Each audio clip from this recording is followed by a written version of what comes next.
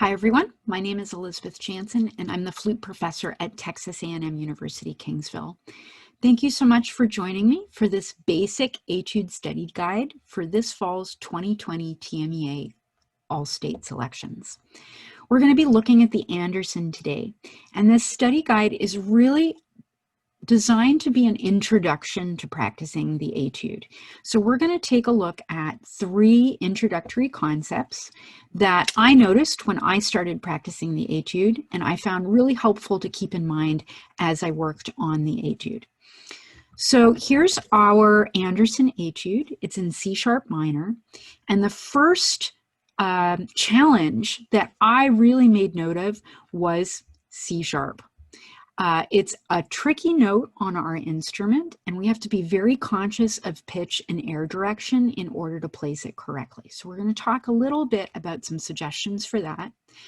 This etude also has a contrasting middle section. And I really like to explore the style of that middle section to offer a lot of contrast from the opening. So we're going to talk about some of my ideas about the style for that piumoso spot. And then finally, we're also going to talk about breathing. This is a slow etude, and in most slow etudes, our phrases and how we breathe are a big part of the challenge. So I'm going to discuss with you some of the choices that I made when I started working on this piece. So let's begin with pitch. We have C#. That C# on the staff occurs several times, often in dangerous spots.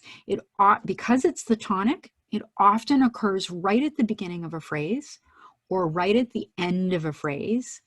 And we need to be really aware of where we're placing it. That note tends to be a sharp instrument on the flute. Not only does the pitch is the pitch affected, but also the color of the sound. So if you're not directing a little bit lower into the instrument for that pitch, you can really hear it in the color of the sound. It gets a little breathy sounding, a little spread. And so we want to be really conscious of how we start the note and how we arrive at that note, especially when it's the final note of a phrase and we're going to be sitting on it for a little bit. Now, one of the possibilities for working on this is just working a lot with a drone, and I definitely did that. I put a C# drone on my tuner, and I would play the opening phrase and also the final phrase several times just to make sure that I'm really matching the color of that sound and the pitch of that drone. Alternatively, you may consider some special fingerings for C#. I found that they weren't necessary for me, but I know that many students feel like they help a lot with the color, darkening it a little bit, and also adding a little bit of stability, especially if you're nervous right at the end of that etude. Adding a couple more fingers on your right hand, your ring finger and your middle finger, can help the pitch, can help the color, but can also help you feel a little bit more in control of the instrument, especially when you're a little out of breath and nervous. But that's an individual choice, and don't assume that you should do that, because I discovered that because of the way I was directing my air, I didn't feel like I needed that option when I was working on this etude. Our second challenge is our breathing. So our opening has these long phrases, 4 bars, but at a slow tempo. So one of our challenges is going to be able to play this with air that's as smooth as possible. Luckily, most of this is scalar. There's not a lot of intervals, but really thinking about creating an exhale of breath that's consistent and smooth. You can work on some breathing exercises to help you build the musculature in your lungs. I like to practice breathing on a straw. Breathing in deeply and then blowing out on a straw. I feel like that helps me build my breath control. And I'd also like to remind you that there are a couple of awkward spots where the phrase ends, but it feels like it goes immediately into the next phrase. But I think we're entitled to take a little time at the end of that phrase. So be careful when you're practicing with the metronome, because you might feel like you're rushed to start the next phrase right away. But I would recommend just a little bit of a lift right here at the end of the fourth bar to allow you an opportunity to take a full breath and get ready for the second phrase. Speaking of which, the second phrase is louder. There's a larger crescendo and a higher pitch arrival at the climax. So I chose to take a breath in the second bar. It's not required, but I felt like if I didn't take the breath, then I would spend the whole time trying to conserve air.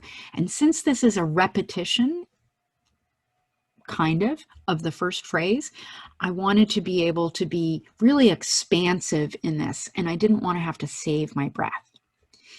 In the middle passage, we have a number of small breath opportunities.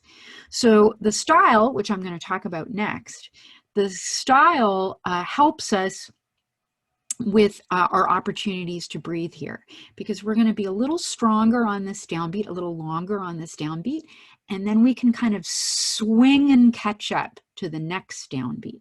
So if you take a little bit of time for a breath right here, just push through that scale and push through that slur and push through this slur, and that will help bring you to an arrival on the downbeat in time and give you a little extra time to take a quick breath. And these are going to be quick breaths because they're pretty frequent. He gives us an opportunity to breathe every 2 bars, which means that you don't need to take a full breath here. You're going to be breathing more frequently, but smaller breaths in order to stay in time. And now here we get to talk a little bit about style. So I really feel a dance in this poco più mosso section, almost a waltz with a strong, kind of long downbeat, and the second and third beats push through to the next beat. So they're directed. They almost swing like a pendulum. If you imagine the pendulum on the downbeat arriving at its climax, and then if you imagine the swing of the pendulum and how it picks up speed because of gravity until you arrive at the next downbeat, that gives you a beautiful flowing feel throughout this section. And I think it also really helps to feel this in one.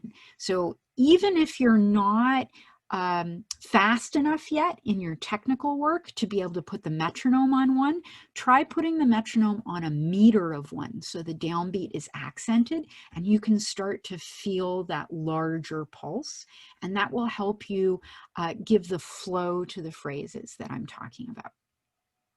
So those are the first 3 challenges that really came to my mind when I was working on this etude. If you found these helpful and you're interested in more advanced tips, I hope you'll join me and my colleagues at Texas A&M University-Kingsville for our virtual all-state clinic, which is Saturday, September 12th. You can register using the link at the bottom of this page. And if you have any questions or need more information, I hope that you'll reach out to me at my email, elizabeth.janzen@tumuk.edu, or connect with me on Instagram, because I'll also be posting weekly practice tips throughout the fall. Thanks so much. Have a great day.